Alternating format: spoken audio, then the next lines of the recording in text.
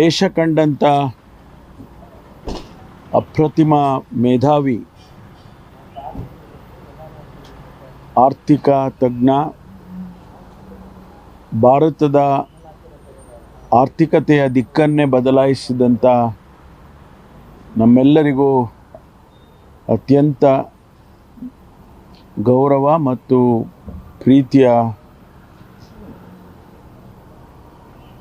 ಪ್ರೀತಿಯಿಂದ ಕಾಣ್ತಾ ಇದ್ದಂಥ ಡಾಕ್ಟರ್ ಮನಮೋಹನ್ ಸಿಂಗ್ ಅವರು ಇವತ್ತು ನಮ್ಮನ್ನು ಅಗಲಿ ಹೋಗಿದ್ದಾರೆ.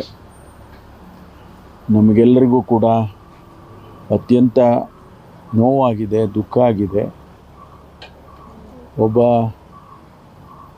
ಮೇಧಾವಿ ಅಷ್ಟೇ ಅಲ್ಲ, ಒಬ್ಬ ಮಾನವೀಯತೆಯ ಮೌಲ್ಯಗಳನ್ನು ನಡೆಸ್ಕೊಂಡು ಬಂದಂಥ ಒಬ್ಬ ಗೌರವಾನ್ವಿತ ಮನಮೋಹನ್ ಸಿಂಗ್ ಅವರು ನಮ್ಮೆಲ್ಲರಿಗೂ ಕೂಡ ಆದರ್ಶವಾಗಿದ್ದರು, ಮಾದರಿಯಾಗಿದ್ದರು ಅಂಥೇಳಿ ನಾನು ಅಂದ್ಕೊಳ್ತೇನೆ. ಇಡೀ ವಿಶ್ವ ಅನೇಕ ರೀತಿಯಲ್ಲಿ ಅವರ ಸಲಹೆ ಸೂಚನೆಗಳನ್ನು ಬಯಸ್ತಾ ಇತ್ತು. ಅಮೆರಿಕದ ಅಧ್ಯಕ್ಷರಾದಂಥ ಬಾರಕ್ ಒಬಾಮಾ ಅವರು ಕೂಡ ಅನೇಕ ಸಂದರ್ಭದಲ್ಲಿ ಅವರೇ ಹೇಳ್ಕೊಂಡಿದ್ದಾರೆ, ಅನೇಕ ಸಂದರ್ಭದಲ್ಲಿ ನಾನು ಅವರ ಸಲಹೆ ಸೂಚನೆಯನ್ನು ಪಡ್ಕೊಂಡಿದ್ದೇನೆ ಹಾಗೆ ಅಂಥೇಳಿ. 91-92ರಲ್ಲಿ ಈ ದೇಶಕ್ಕೆ ಒಂದು ಹೊಸ ಬದಲಾವಣೆಯನ್ನು, ಹೊಸ ದಿಕ್ಕನ್ನು ಆರ್ಥಿಕ ತಜ್ಞನಾಗಿ ಕೊಟ್ಟ ಕಾರಣಕ್ಕಾಗಿ ಇವತ್ತು Bharat one of the fastest growing economy ಅಂತ ಏನು ಅನ್ನಿಸ್ಕೊಂಡಿದ್ದೇವೆ, ಅದು ಅವರ ಅಡಿಪಾಯ ಅಂತ ಹೇಳಿ ನಾನು ಭಾವಿಸ್ಕೊಳ್ತೇನೆ. ಇವತ್ತು ನಮ್ಮೆಲ್ಲರಿಗೂ ಕೂಡ ಅವರ ಅಗಲಿಕೆ ಬಹಳ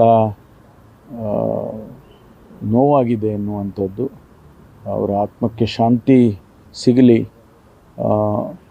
ಅವರ ಅನೇಕ ಆಶಯಗಳು, ಅವರ ಸಲಹೆಗಳು ಈ ದೇಶದ ಬೆಳವಣಿಗೆಗೆ ಇನ್ನೂ ಹೆಚ್ಚಿನ ರೀತಿಯಲ್ಲಿ ಅನುಕೂಲ ಆಗಲಿ ಅಂತೇಳಿ ಆಶಿಸ್ತೇನೆ. ನನಗೆ ವೈಯಕ್ತಿಕವಾಗಿ ಅನೇಕ ಸಂದರ್ಭದಲ್ಲಿ ನಾನು ಅವರನ್ನು ಭೇಟಿ ಮಾಡಿದಾಗ ಅವರು ನಡ್ಕೊಂಡಂಥ ರೀತಿಗಳು ಎಂಥವರಿಗೂ ಕೂಡ ಗೌರವವನ್ನು ಸ್ವಾಭಾವಿಕವಾಗಿ ತರಿಸ್ಕೊಳ್ತಕ್ಕಂಥ ರೀತಿ.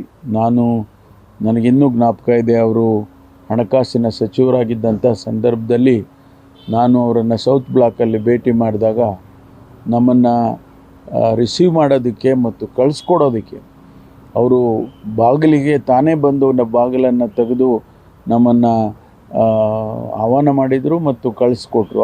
ಅದನ್ನು ನೆನೆಸ್ಕೊಂಡ್ರೆ ಅಂತಹ ದೊಡ್ಡ ವ್ಯಕ್ತಿ ನಮ್ಮಂಥ ಜನರನ್ನೂ ಕೂಡ, ಸಾಮಾನ್ಯ ಜನರನ್ನು ಕೂಡ ಅಷ್ಟು ಗೌರವವಾಗಿ ಕಾಣ್ತಾ ಇದ್ದಿದ್ದು ಒಂದು ದೊಡ್ಡ ಉದಾಹರಣೆ ಅವರ ವ್ಯಕ್ತಿತ್ವಕ್ಕೆ ಅಂತ ಹೇಳಿ ನಾನು ಭಾವಿಸ್ಕೊಳ್ತೇನೆ.